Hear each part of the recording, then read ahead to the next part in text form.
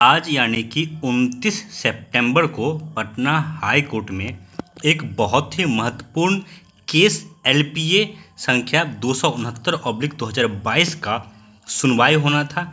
लेकिन देखिए, आप लोगों ने कहावत जरूर सुना होगा, जो रोगी का मन भावे वही डॉक्टर दवा बतावे।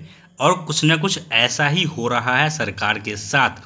सरकार जो चाहती है माननीय न्यायाधीश या फिर न्यायालय से, वैसा ही कुछ इनके लिए हो जाता है। और इस बार भी कहीं ना कहीं ऐसा ही घटनाक्रम हुआ है। जो केस हम लोग ये उम्मीद लगा रहे थे कि आज यानी कि 29 तारीख को इसमें डेट है, तो यह केस खत्म हो जाना चाहिए था। क्योंकि माननीय न्यायाधीश के आदेश से ही जिनको भी मौका दिया गया था, जिनको अब मौका देने की बात नहीं कही जा रही है, तो ये था कि अगर गवर्नमेंट ने अपना सही रिप्रेजेंटेशन दिया तो आज ये केस खत्म हो जाएगा। लेकिन आप लोग को यह सुनकर, यह जानकर, यह देखकर बहुत दुख होगा कि आज इस केस में कुछ भी नहीं हुआ है। सिर्फ एक छोटे से डिफेक्ट को दूर किया गया है। बाकी इस केस में अंदर कोर्ट में क्या क्या हुआ है, मैं आपको थोड़ी देर में, एक आध घंटे में अपडेट करूंगा वकील साहब से बात करने के बाद, कि आखिर यह केस, इस केस में इतना लंबा डेट आखिर क्यों मिला। आप लोगों ने ये चीज़ देख भी लिया होगा कि इस केस में जो नेक्स्ट डेट दिया गया है वो दिया गया है आपको 3 नवंबर का। और 3 नवंबर मतलब आप लोग जान लीजिए, सितंबर तो ख़त्म ही हो गया, पूरा अक्टूबर भी अब कुछ नहीं होना है 6 फेज का।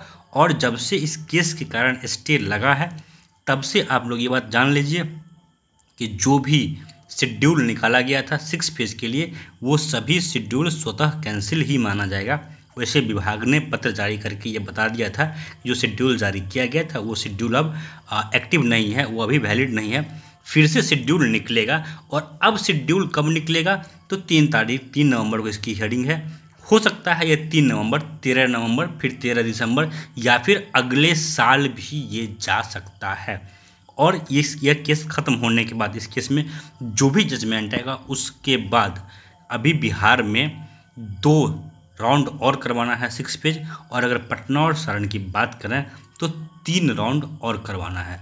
तो इससे आप लोग ये जान लीजिए, समझ लीजिए, और खुद सोच सकते हैं, मैं इसमें कुछ नहीं कह सकता हूँ, कि 7वें चरण का भविष्य अब कहाँ दिख रहा है। कहीं ना कहीं जो सरकार चाह रही थी कि बहाली फंसाने का हमें मौका मिले, न्यायालय से इन लोगों को बहाली फंसाने का अच्छा खासा मौका मिल गया है।